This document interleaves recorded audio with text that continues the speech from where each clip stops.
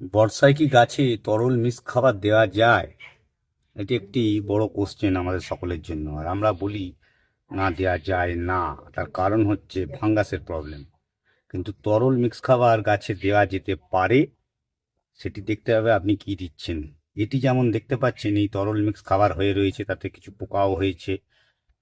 Fungus কিন্তু সেইভাবে নেই, এর মধ্যে পোকা আছে। এই যে জিনিসটি দেখছেন এটি আমার হচ্ছে মাছ পচা, মাছ পচানো ছিল।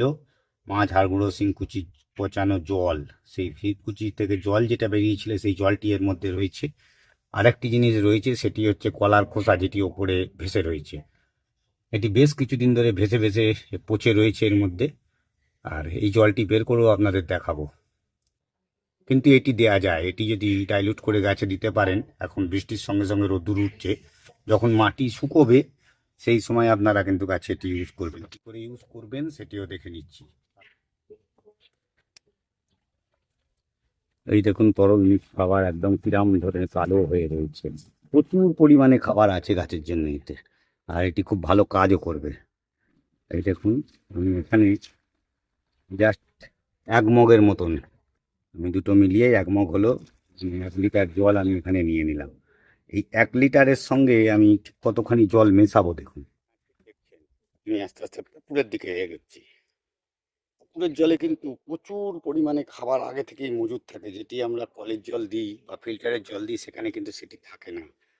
এই সুন্দর পুকুর, এটা সকলের ভাগ্যে নয়, এটা আমার ভাগ্যে আছে। আমার বাড়ির ছাদে গাছে আমি দিতে পারি না, কিন্তু আমি যে বাগানে গাছ করি সেখানে আমি এই পুকুর জলটি ইউজ করতে পারি, এটা আমার ভাগ্য।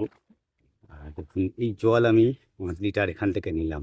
ঠিক এই রকমই ক্যানে করে 5 লিটার যেটা নিচ্ছি, এরকম 2 ড্রাম জল পার্টিকুলার ওই যে দ্রবণটি দেখলাম তার সঙ্গে আমি কিন্তু মিক্স করে নিতে পারবো। আর সেটি হয়ে দাঁড়াবে আপনাদের গাছের জন্য অমৃত।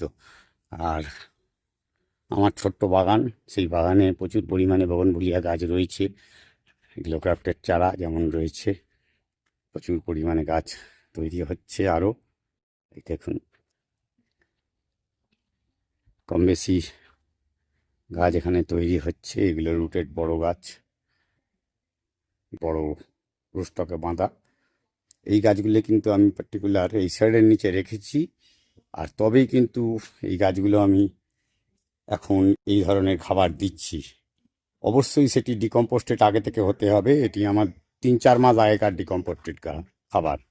সেই খাবারই গাছে কিন্তু দিচ্ছি। আর গাছের কী ধরনের পাতা হয়ে আছে সেটি দেখতে পাচ্ছেন। কিছু গাছ আগে থেকে জলে পড়েছিল, এই গাছটি লাস্ট 1 সপ্তাহ আমি ভেতরে ঢুকিয়েছি, এগুলো জলে ছিল, তার জন্য পাতা ঝরার প্রবণতা প্রচুর বেশি ছিল। এখানে ঢোকানোর পর খাবার দিয়ে আস্তে আস্তে আবার সবার সতেজ হয়ে উঠছে সব গাছ। দেখুন জলের কালার, এখন বর্তমান কালার কি হয়েছে দেখুন। ঠিক এই ধরনের কালারটি এঁকেছে, যে আরও ডাইলুটেড হবে।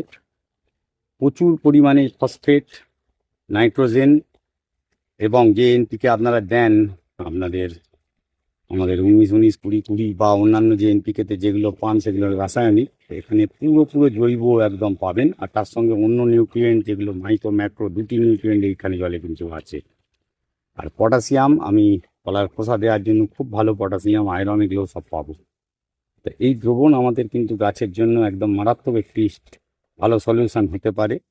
আর এটি ডাইরেক্টলি আপনারা অ্যাপ্লাইও করতে পারেন গাছের গোড়ায়। কিন্তু গাছের গোড়ায় অবশ্যই একটু শুকনো থাকতে হবে, যে মাটিতে টান থাকবে তাতেই দিন। অতিরিক্ত জল জমে আছে সেরকম মাটিতে দেওয়া কিন্তু ঠিক হবে না। এই সমস্ত গাছেই আমি ডাইরেক্টলি অ্যাপ্লাই করছি। এগুলো রুট স্টক হয়ে বসে আছে, কিছু গ্রাফটিং হয়েছে, নষ্ট হয়ে গেছে যেগুলো, সেগুলোতে আমি ডাইরেক্টলি অ্যাপ্লাই করে দিচ্ছি। দেখুন, এই সমস্ত গাছে, ছোট গাছে বড় গাছে সব জায়গাতেই অ্যাপ্লাই করতে পারেন। কিন্তু ওই বললাম যেটি মাটি শুকোবে সেইরকম গাছেতেই করবেন, তবেই কিন্তু ভালো রেজাল্ট পাবেন। এই সব গাছে আমি কিন্তু দিচ্ছি কম বেশি এটি খাবার। কেন এই রুটগুলো নষ্ট হয়ে গিয়েছিল, এগুলোকে আবার আমি যদি নতুন করে বাঁধতে যাই তাতে কিন্তু গাছ ভালো হবে না। সেই কারণে আমি এখানে দিয়ে আবার এদের একটি জায়গায় এনে আবার নতুন করে তারপরে যদি বাঁধি তাতে গাছটি ভালো হতে পারে। তা সেই কারণে এখানে ইউজ হচ্ছে। তা আমি ডাইরেক্টলি দেখুন কি গাছে দিচ্ছি একদম। তো আপনারাও বুঝতে পারছেন, তো আপনারাও সেভাবে ইউজ করতে পারেন। তাতে করে কিন্তু ক্ষতির সম্ভাবনা নেই। আপনারা ভয় হয়তো পাচ্ছেন ফাঙ্গাস ধরে যাবে, কিচ্ছু ধরবে না আমি জানি, কিন্তু গাছকে, যাদের গাছ ওপেনলি ছাদে পড়ে আছে তাদের যদি মাটি প্রপারলি শুকোয় রোদ্দুর উঠলে তবেই তারা কিন্তু ইউজ করবেন। দেখুন এখানে যে গাছগুলো রাখা আছে একদম মাটি শুকিয়ে গেছে। আমি এরম শুকনো মাটিতেই কিন্তু এই দ্রবণটি ইউজ করব, তবেই কিন্তু ভালো রেজাল্ট পাবো। অতিরিক্ত জল জমা মাটি, জল শুকোতে চাইছে না, গাছে পাতা নেই, আপনারা কিন্তু এই জিনিস একদম ভুল করে ইউজ করবেন না। তাতে কিন্তু গাছের ক্ষতি হবে, গাছের যে রুটটুকুনি থাকবে সেটাও পচিয়ে দেওয়ার সম্ভাবনা থাকবে। কেন মাটিতে যে ফাঙ্গাসটা রয়েছে অলরেডি, সেই ফাঙ্গাস কিন্তু এই খাবার গেলেই সেই খাবার কিন্তু খেতে আরও ব্যস্ত হয়ে উঠবে আর ওদের বৃদ্ধি হবে। সেই বৃদ্ধি যাতে না হয় সেই কারণে গাছের মাটির আগে ট্রিটমেন্ট করুন, গাছের রুটের ট্রিটমেন্ট করুন, তারপরে এই ধরনের খাবার মানে জৈব খাবার বিশেষত তখনই কিন্তু গাছে দেবেন। আদারওয়াইজ আপনারা যেভাবে করছেন করুন, কিন্তু জৈব খাবার মানেই কিন্তু ফাঙ্গাস গ্যাদার করার টেন্ডেন্সি একটা থাকে, কারণ ওই খাবারগুলোই কিন্তু ওরা খেয়ে বেঁচে থাকে। তা সেই খাবারটা যদি গাছে টানার আগেই ওরা বেশি টানতে পারে তাতে কিন্তু ওরা ক্ষতিকর হয়েই দাঁড়াবে। এই যে গাছগুলো গ্রাফটিং হয়ে রয়েছে, এই সমস্ত গ্রাফটিংয়ে ডাইরেক্টলি আমি দিচ্ছি, যেগুলো এখনও খোলা হয়নি বা নষ্ট হয়ে গেছে সেগুলো তো দেবো যাতে রুটটি ভালো থাকে, কেন রুটের খাবার প্রয়োজন, আর সেই খাবার না পেলে কিন্তু রুট ধীরে ধীরে নষ্ট হবে। এখানে অনেক গ্রাফটিংই নষ্ট হয়েছে বর্ষায় অতিরিক্ত ময়েশ্চারের জন্য, তা সেগুলোকে আস্তে আস্তে খুলে ফেলবো আমি, কিন্তু রুটের গাছটা ভালো আছে সেটাকে বাঁচিয়ে তোলার জন্য এই খাবার আমি ইউজ করছি। তো আপনাদেরও যারা রুটের গাছ যাদের নষ্ট হচ্ছে, হয়নি, গাছের গ্রাফটিং ফলস হয়ে গেছে কোনোভাবে, তারা কিন্তু খাবার দিয়ে রুটটাকে আবার সতেজ করে নিয়ে ভবিষ্যতে আবার বাঁধবেন। কিন্তু ইমিডিয়েট একদমই নয় যে আমি হয়ে গেছে এবারে নেক্সট টাইম আমি আর একটাখানি কেটে ফেলে দিয়ে আমি আবার লাগিয়ে দিলাম, তাতে গাছ ভালো হবে, নাও হতে পারে। তো এটা খুব ভেবেচিন্তে করতে হবে আপনাদের। আশা করি আপনাদের বাগানও খুব ভালো হয়ে উঠবে।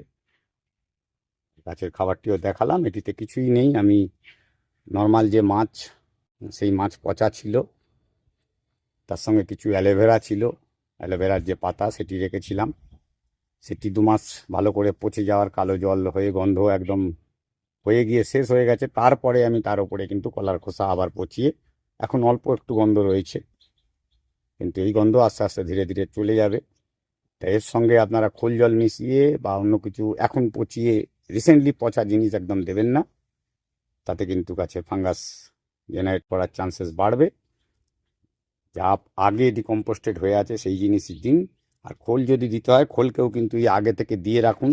সেই খোল, যত খোলের একটা ব্যাপার আছে, আমরা বলি খোল 3 দিন 4 দিনে ইউজ করার জন্য তাতে ফাঙ্গাস কম হয়, সেটা যেমন ঠিক, আবার খোল জল যদি 3 মাস আগে থেকে তৈরি করে রেখে দেন, সেই ফাঙ্গাস কিন্তু খোলের মধ্যে ওখানে তৈরি হয়, সেই ফাঙ্গাস কিন্তু নিজেরা খেয়ে গিয়ে আবার সেগুলোও মরে যায়। আর যেটা অবশিষ্টাংশ থাকে সেটি কিন্তু প্রচণ্ড পরিমাণ শক্তিশালী একটি দ্রবণ তৈরি করে। সবচেয়ে ভালো দ্রবণ কিন্তু খোলের থেকে সেই তখনই হয় যখন সেটি 3 মাস পুরনো কালো জল হয়ে থাকে, কোনো গন্ধ থাকে না। সেই জল গাছের জন্য কিন্তু প্রচণ্ড মারাত্মক পরিমাণ ভালো কাজ করতে পারে। তারা সেইভাবেও আপনারা কিন্তু ইউজ করতে পারেন, কিন্তু অবশ্যই ডিকম্পোস্টেড হতে হবে প্রপারলি, তবেই কিন্তু বর্ষায় আপনারা যে জৈব দ্রবণ ইউজ করবেন সেগুলো অলরেডি ডিকম্পোস্টেড হয়ে থাকে এবং পুরনো ডিকম্পোস্টেড হয়ে থাকে, তবে ইউজ হলে গাছ কিন্তু ভালো কাজ করবে গাছের জন্য। এটুকুই বলার ছিল। যদি ভালো লেগে থাকে পাশে থাকবেন, আর সাবস্ক্রাইব করে লাইক করে দেবেন, আর কমেন্টসের মাধ্যমে কোনো কিছু জানার থাকলে অবশ্যই জানবেন, তার উত্তর দেবো আমি। আজকের ভিডিও এইটুকুই, দেখা হবে পরবর্তী ভিডিওতে আবার অমিতের সাথে, গ্লো গার্ডেন রাজপুত চ্যানেলে। নমস্কার।